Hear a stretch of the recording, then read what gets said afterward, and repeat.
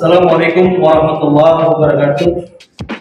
Dari sektor 1 Cengkareng, kami akan berusaha untuk menyampaikan prosedur penggunaan daripada SCBA PSS Airpos yang baru saja dipunyai oleh Dinas Pemadam Kebakaran Provinsi DKI Jakarta. Pada dasarnya, prosedur penggunaan dari Airpos PSS Traeger itu tidak jauh berbeda dengan tipe-tipe yang lain, ya. Yang membedakan hanya ada satu, yaitu quick connect atau konektor cepat yang untuk menyambungkan ke tabung yang biasa kita pergunakan di PSS 7000. Kemudian di sini juga disertai dengan cabang. Ini ada cabang male atau female, laki dan perempuan, ya. Ada 2 cabang. Cabang yang laki-laki ini biasanya dipergunakan untuk menyambung di airline. Airline itu adalah sistem SCBA yang menggunakan selang yang panjangnya bisa sampai 30-50 meter. Kemudian untuk yang female, yang cabang perempuan, ini bisa dipergunakan untuk menolong korban atau petugas yang mengalami masalah. Kita bisa mengkoneksikan dengan menggunakan rescue hook yang sudah include di dalam PSS Airpos ini. Jadi ini menggunakan rescue hook seperti ini, ya, ini untuk pertolongan korban, atau juga kita bisa menggunakan masker dengan menggunakan LDB-nya. Ya, sekilas bahwa ini adalah untuk petugas rescue yang dipergunakan untuk menolong korban dan membantu anggota yang mengalami masalah di TKP kebakaran. Lebih detailnya nanti akan kita jelaskan mulai dari prosedur pemakaian, pertolongan korban menggunakan rescue hook, pertolongan korban menggunakan masker, kemudian pertolongan kepada teman atau anggota yang mengalami masalah atau cedera, kemudian tips-tipsnya, karena nanti ada berbagai masalah yang akan kita temui pada saat pelaksanaan aplikasi di lapangan. Silakan disimak. Tahapan pemakaian breathing apparatus dimulai dengan pemeriksaan visual. Dari tabung kita periksa, kemudian penyambung cepatnya yakinkan bahwa o-ring atau seal tidak dalam keadaan hilang atau masih utuh. Kemudian kita periksa dan kita kendorkan body harness, baik itu shoulder strap maupun ikat pinggangnya. Lalu masker kita kendorkan talinya dan kita persiapkan.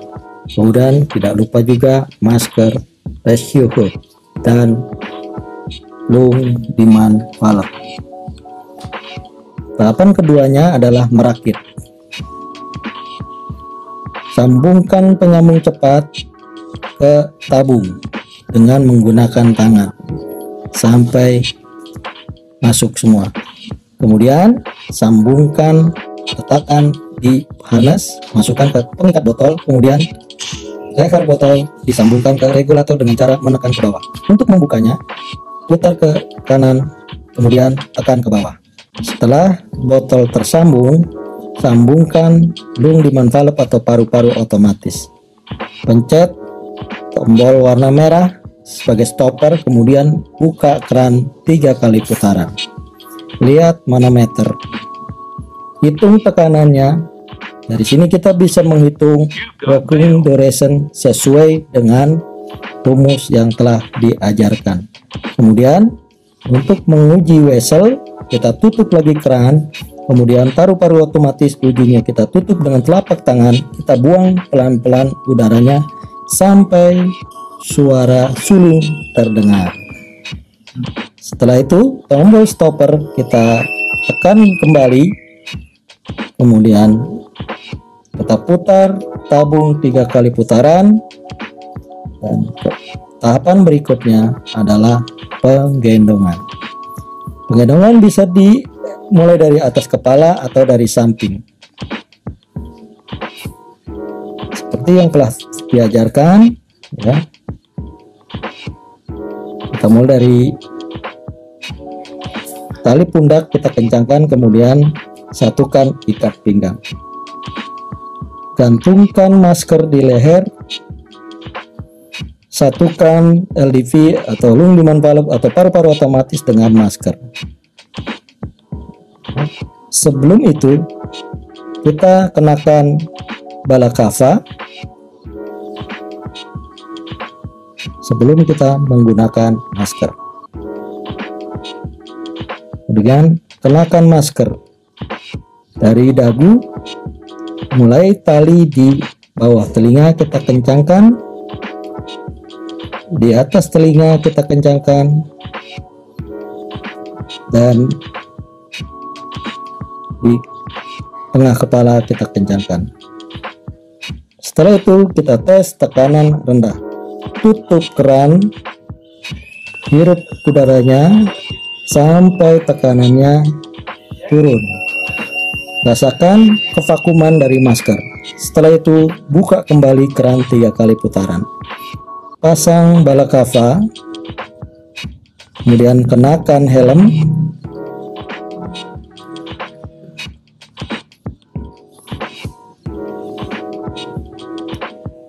Apabila sebagai petugas rescuer, kita bisa memasangkan masker hood atau rescue hood ya, untuk melakukan pertolongan korban.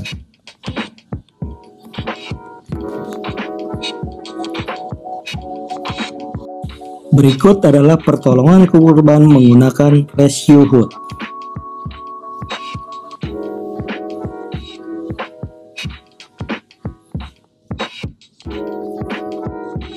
Ketika menemukan korban, yakinkan korban masih dalam kondisi bernapas. Dilakukan dengan cara memeriksa hembusan napas dengan menggunakan punggung tangan atau dengan menggunakan metode LDR, lihat, dengar, rasakan. Kemudian ambil masker atau rescue hood, konekkan dengan cabang, kemudian kenakan masker ke korban. Ketika masker tersambung dengan cabang, maka udara di dalam masker sudah keluar, jadi sudah bisa dipergunakan untuk bernapas.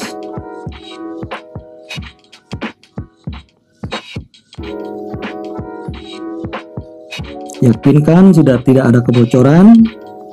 Kemudian transportasikan korban dengan menggunakan extremity atau dengan metode yang lain.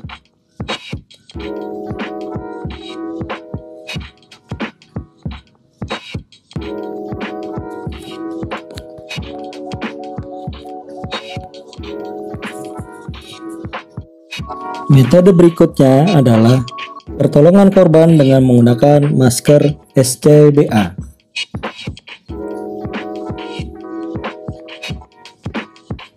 Setelah menemukan korban, yakinkan korban masih dalam kondisi bernapas dengan memeriksa pernapasan menggunakan punggung tangan atau menggunakan metode LDR, lihat, dengar, rasakan.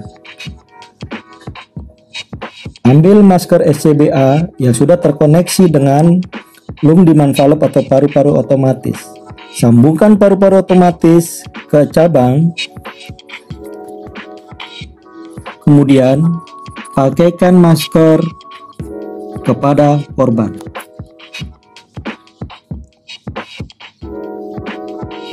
Setelah mengencangkan tali-talinya, kemudian tekan LDV atau paru-paru otomatis bagian tengahnya untuk mengeluarkan udara, supaya udara yang ada di dalam masker yang sudah terkontaminasi dengan asap bisa keluar. Yakinkan bahwa udara di masker sudah vakum dan tidak ada udara keluar dari sisi masker. Transportasikan korban menggunakan metode extremity atau metode lain yang aman.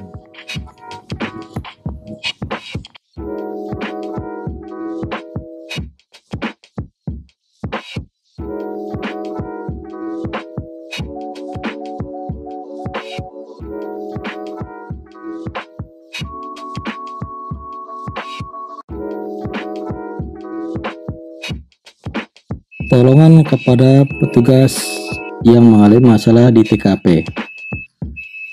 Ketika menemukan petugas yang mengalami masalah di TKP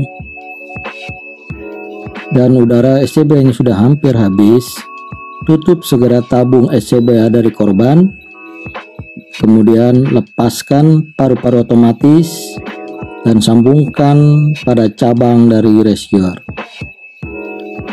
Kemudian transportasikan ke tempat yang aman.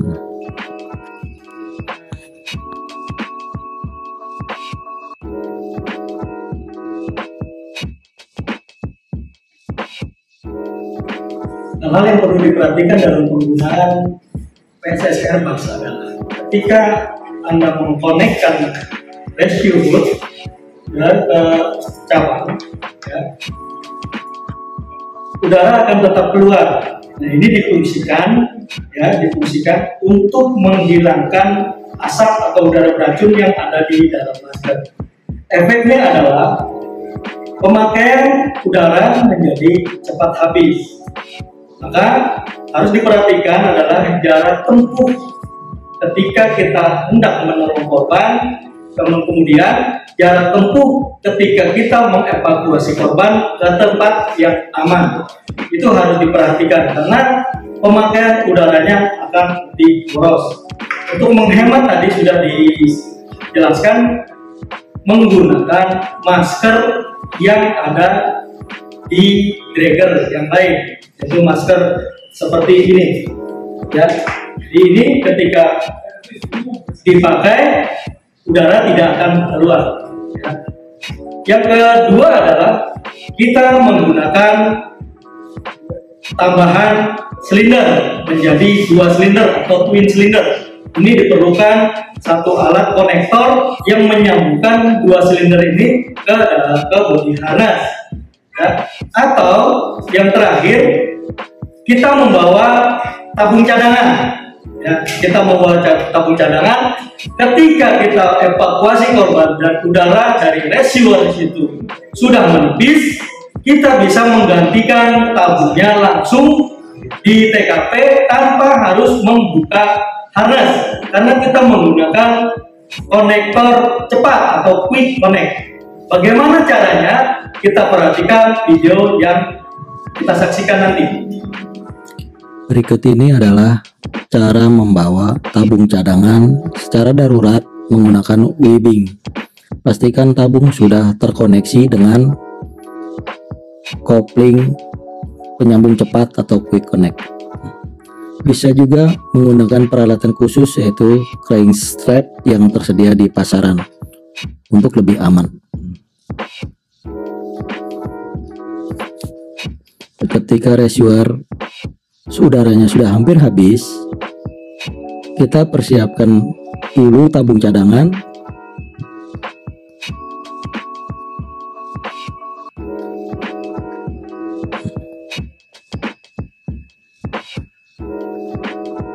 Kemudian kita buka pengikat botolnya,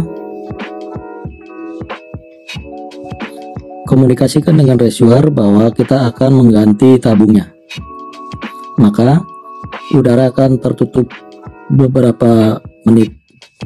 Tutup tabung, kemudian lepaskan tabung dari harness dengan cara memutar ke kanan dan tekan ke bawah. Secara cepat kita ganti tabung dengan tabung yang baru, pasangkan tabung dengan harness, buka keran botol sehingga rescuer bisa kembali bernapas. Kencangkan pengikat botol dan rescuer siap untuk beroperasi kembali.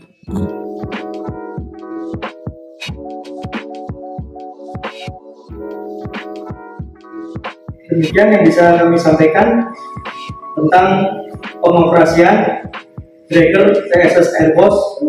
Semoga bermanfaat buat teman-teman sekalian dalam aplikasi di lapangan. Jaga kesehatan, jaga keselamatan. Dari sektor 1 Cengkareng mengucapkan salam Yuda Bramajaya, pantang pulang sebelum pada walaupun nyawa taruhannya. Assalamualaikum warahmatullahi wabarakatuh.